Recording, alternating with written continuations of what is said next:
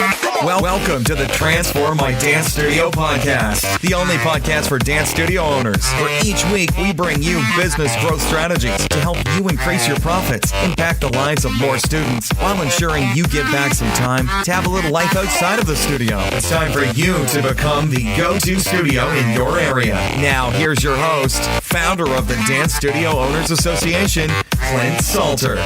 Hey there, it's Clint, and before we jump into today's episode, I wanted to let you know about a month-long studio growth training that we're running called January Jumpstart, where for the whole month of January, we're giving you video trainings, online webinars, guides, worksheets, templates, you name it, to get you set up to have success in your studio for 2017. Now, it's free to join.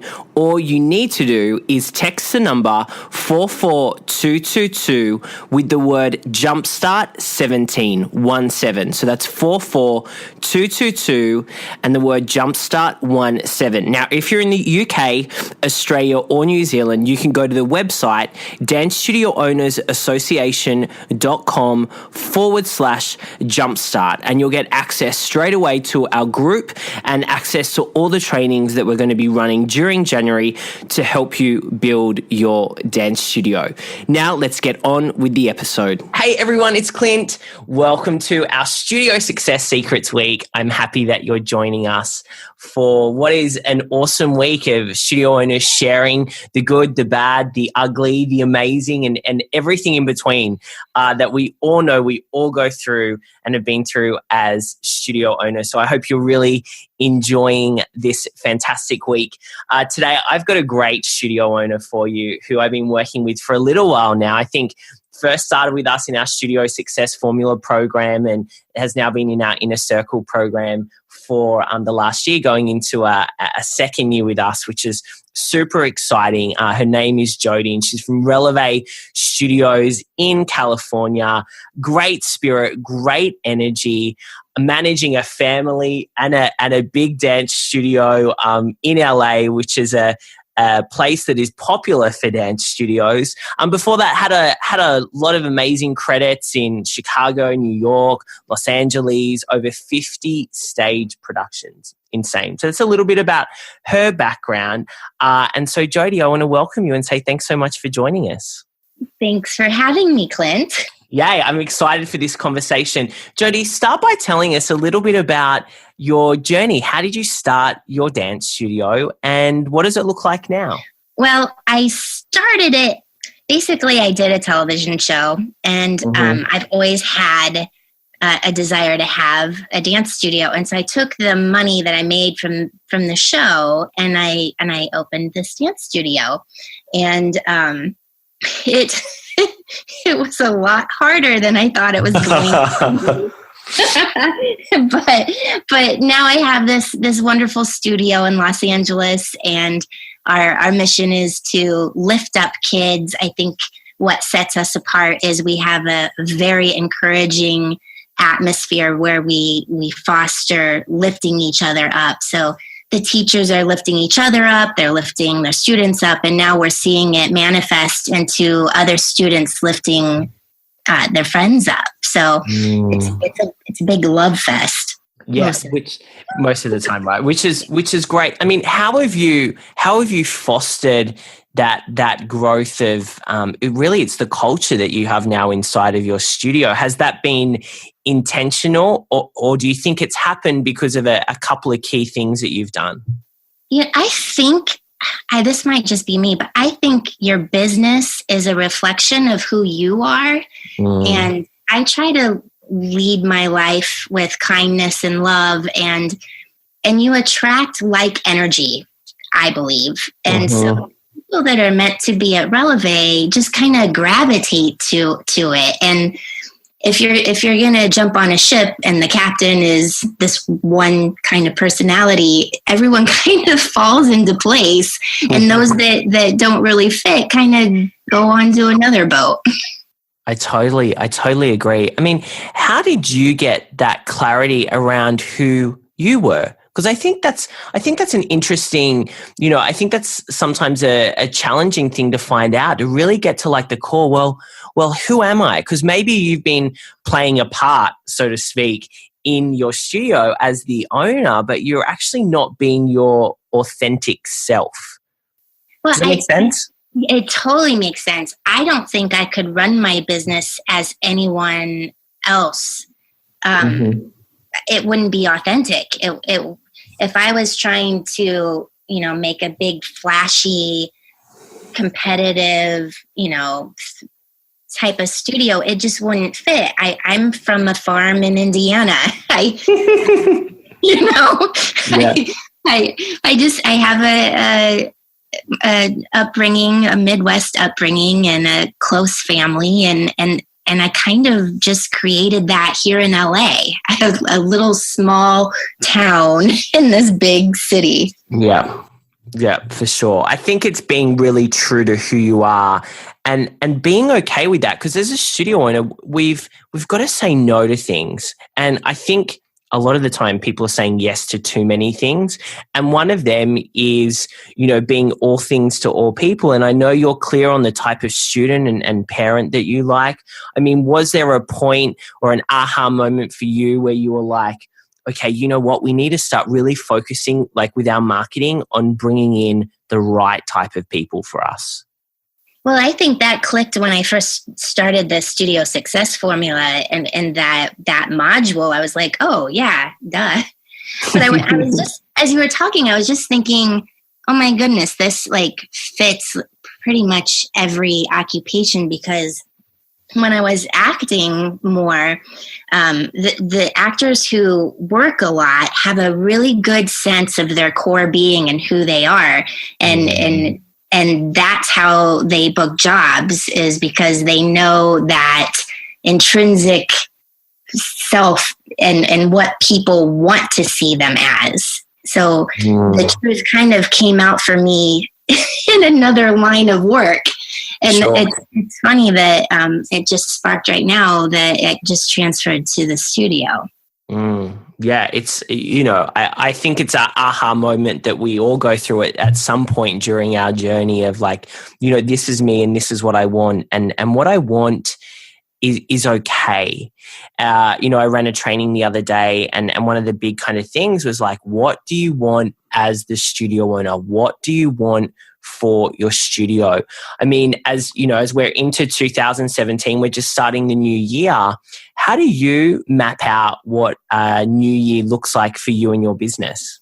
Well, I spend time every morning mapping out a day, but then I'll take, and I learned this from you, is I'll take 90-day segments and get the goals. I have a big picture for 2017, but I also got it into 90-day tangible goals. And then I take my marketing strategy and I make it kind of wrap around those goals so that I can see them come to fruition. Yeah, perfect. And look, we teach obviously the 90-day version because it works, right? Like you've got your big vision for the year and then you break it down, because we all know, guys, like less than 8%, first week of Jan, I know everyone's probably set their New Year's resolutions, but less than 8% actually achieve their New Year's resolutions. And a lot of that is around, because 12 months is a long time, you go on the diet, you start eating well for 3 days, you get over it and go, hey, I've got 11 and a half months, to lose this weight. I'll do it in November. And it's the same with our business. And that's why the 90-day system works so well. You've just had celebrated your 9-year celebration. Congratulations. That's exciting. Next year's like year 10. It's very exciting as well. Tell us a little bit about your team and how you're predominantly your kind of office support team.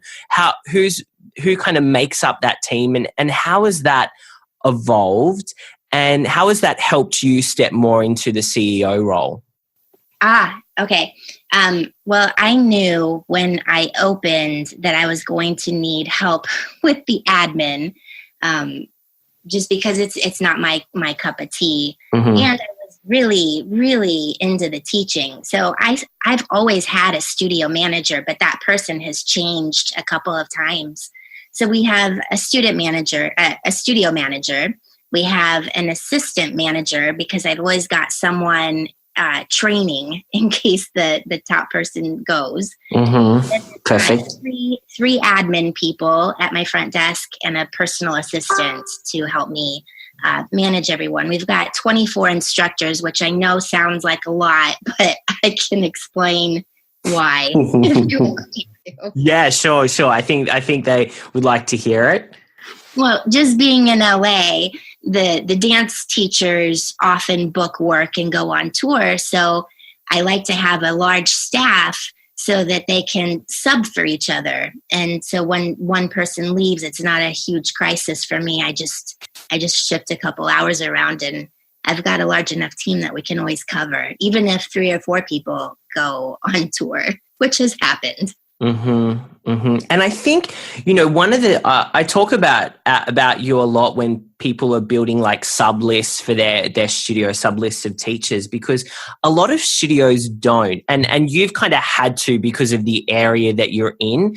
But I actually think this is even if you're not in an area like LA where people are like going and working all the time, I think it's crucial for every studio to have a list of teachers that they can call on that could potentially take over classes. And I think you need to be promoting that all year round. Would you agree? Do you have any other insight on that? Yeah, absolutely. I think my sub list is up to 40 people on it.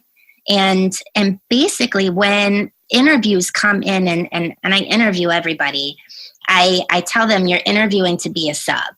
And then I hire exclusively from my sub list when I have to replace someone, because it's great. It's like I get to see them in action for a long time. And I know how the students are responding to each of these subs, and they kind of get into a hierarchy.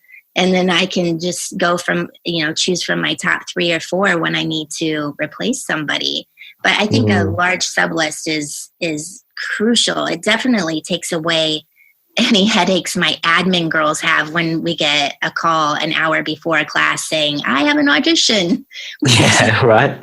Just call someone in and it's taken care of. Yeah, for sure. I love it. I think that's a great tip for everyone that's listening. In terms of the relationship and how you manage your office staff, what are some either tools or systems you've put in place to ensure that the business is ticking along and growing from their side of things, so that you're not kind of jumping in every 2 seconds and saving people and doing it yourself?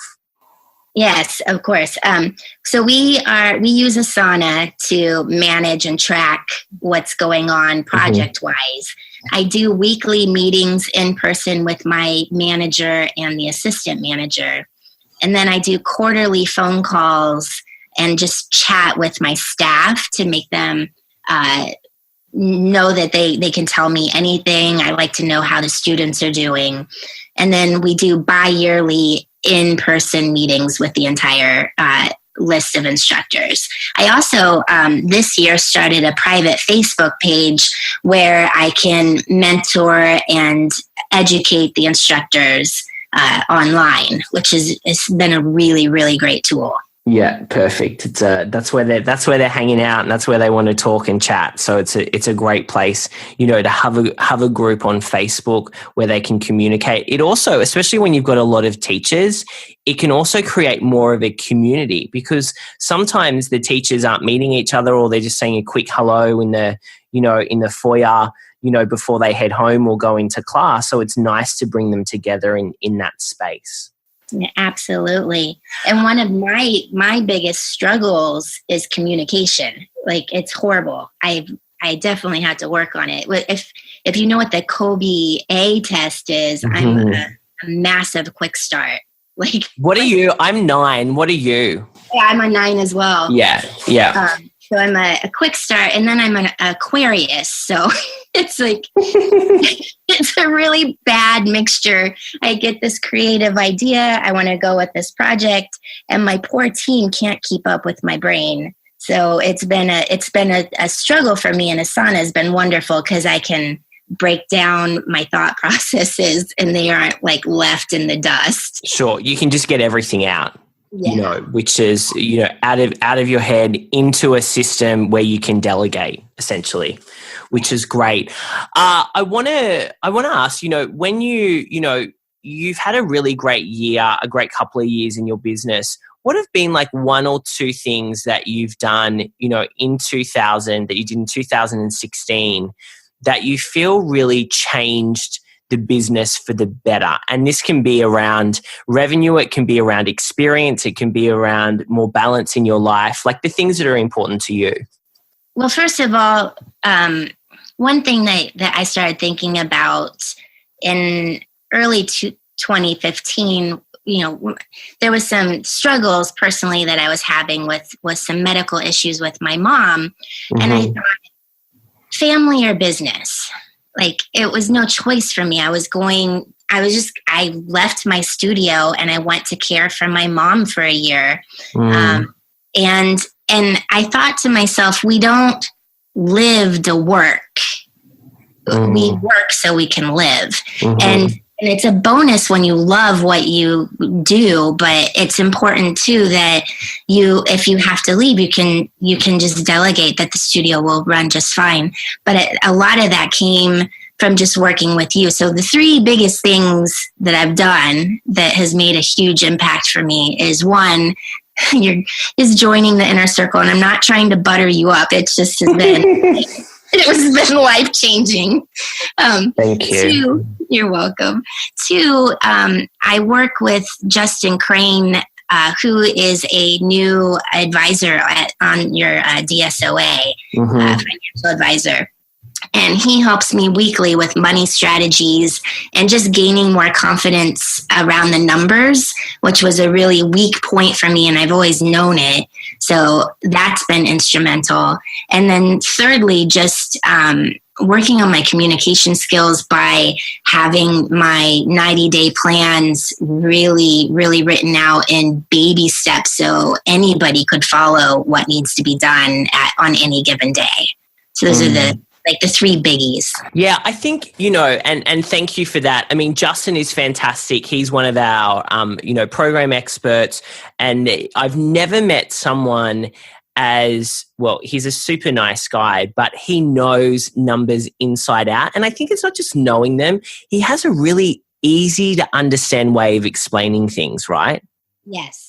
Yeah, and I think that's what's super special around Justin, especially for studio owners, is he gets the studio owner model. He gets what running a dance studio is about, because he's been working with a few of our members, and knowing your numbers is I think so crucial. And the reason I just wanted to highlight that is because I think we all know we could know our numbers a little bit better as a studio owner, and having someone on our side, in our court, on our team who can help us with that, I think is crucial. So thanks for mentioning that, because I think that's a good thing for everyone to kind of think about.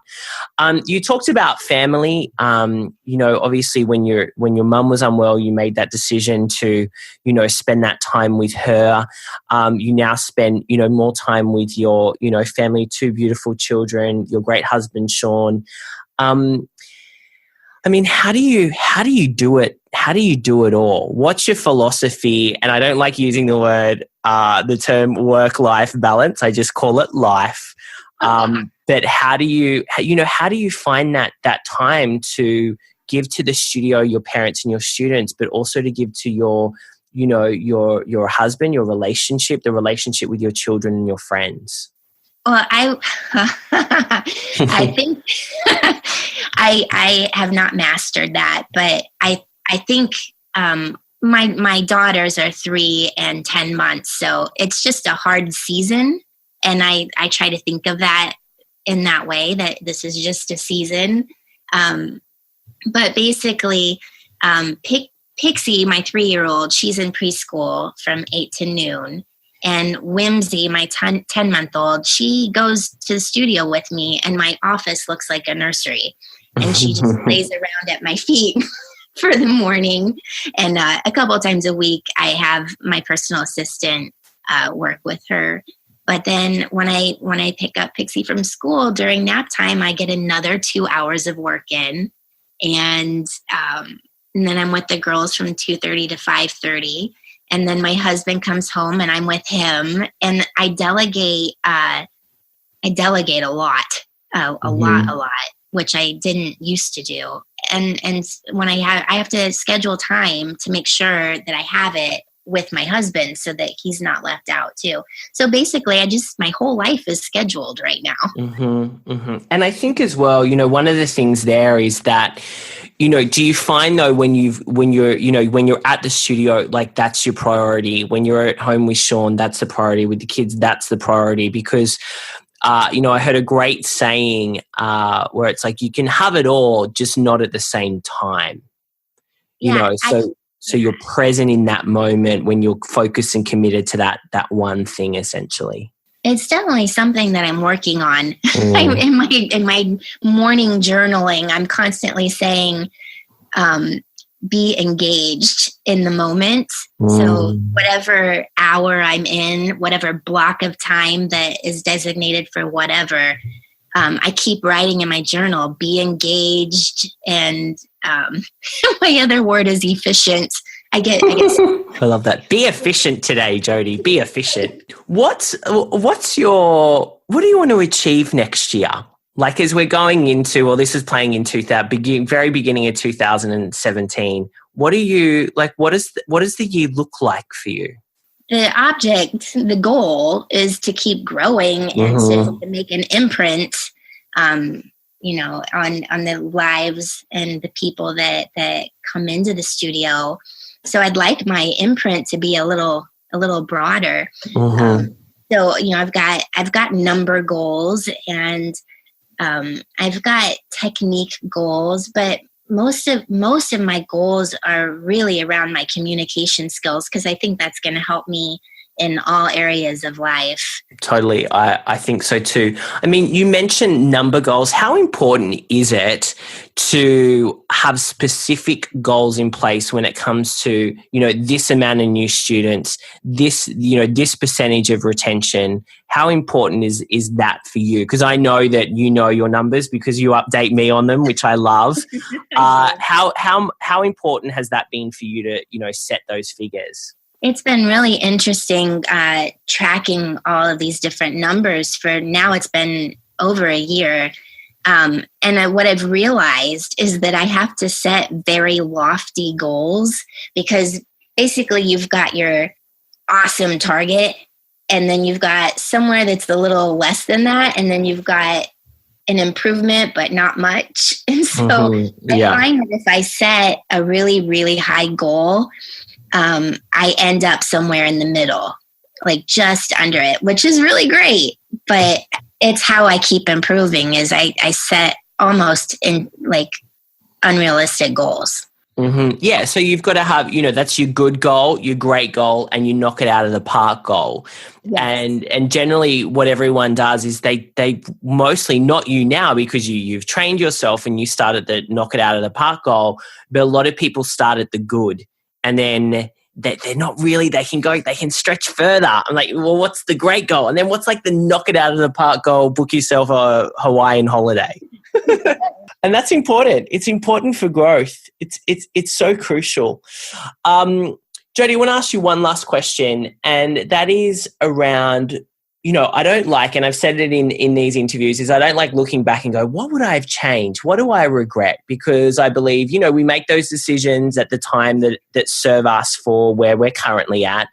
But when you look back, what is a big lesson that you've learned when it comes to being a successful studio owner? I think the biggest lesson that I've learned is to seek help when I need it, and right when I need it, instead of waiting and thinking that I can do it on my own and magically learn something that I don't know how to do. Either that or delegate it to someone who does know what they're doing. So many times I would just try to manifest something that I had no clue what I was doing. So it's been really great Dance Studio Owners Association has been great just for the community and in our circle to cultivate the friendships and have people, you and and Justin and other people that I can go to when I don't have the answers. Because really, who does have all the answers? Yeah, no, I mean, none of us have all the answers. I mean, and I think no matter where you are in your business, one of the things I love about you and our other members in our programs is that there's such a hunger for knowledge and for solutions. And that never stops. It's the same with me. I've got like 4 coaches that I'm working with now because, I want to keep getting better and growing a bigger and better business. And I want to be able to pass that down to people like yourself and our other members in our programs. And so I think you're spot on there. Well, good. Well, good. I'm glad you approve. Jodi, so great. Always such a great time chatting with you, and I appreciate you coming on and sharing some of your wisdom today with the other studio owners that are out there that that are looking for solutions and that are looking to really take their business to the next level. So I appreciate you being transparent with us. Where can our audience go to find out more about your dance studio? Give us your website so we can go and check it out. Oh, well, okay. It's relevestudios.com. And if you want to know about me, it's jodishilling.com or IMDb. Or if you really are curious, you can check out WikiFeet, which is, it's a joke. Yeah, you can go and see. So I have to tell everyone this story because I think it's pretty funny. So we were at our Inner Circle retreat in New York, and I can't even remember how it came up. How did it come up? You wanted us to go around the table and say one thing that no one else knew. Nobody knows about you. That's right. And then you and go on, tell everyone what you said. Well, my feet, my wonderful dancers' feet, are rated on this website called WikiFeet. And they were at like a 2 out of a 5. So everyone in the inner circle went and rated my feet up. And so what are you sitting at? What's the update now? Are you at a 3? I have no idea. I have not looked. We need to check in on that. Well, everyone on the podcast, if you want to go to WikiFeet, Google, type in Jodi Shilling and rate those feet a 5, you're going to be up at 5. Maybe that was one of your goals for 2017. Yes, better rated feet. All right. Thank you again so much, Jodi. Really, really have enjoyed this conversation with you, as always. Thank you. Hey, it's Clint, and I hope you really enjoyed that episode from our Studio Success Secrets Week. Now, if you didn't catch it at the beginning, I want to make sure that you know that for the month of January, we're running January Jumpstart, where we're giving you free access to a number of different trainings, worksheets, templates, video trainings, webinars to help you grow your studio in 2017. Now, to get access to all of these trainings, I want you to text the number 44222 with the word Jumpstart 17. That's the number 17. So 44222 with the word Jumpstart 17 to get access to our January Jumpstart group. Now, if you're in Australia, New Zealand, or the UK, what I want you to do is go to dancestudioownersassociation.com/jumpstart, and you can get access as well to all of our trainings that we're having inside our members area for January Jumpstart. Now, we've already got hundreds of dance studio owners from around the world that are joining us in this training, and I hope to see you there. So don't delay, jump on in, and let's make 2017 together your best year in business. Bye for now. Thank you for joining us today. For all the resource links from the show and to receive access to our free dance studio growth training, make sure you visit transformmydancestudio.com.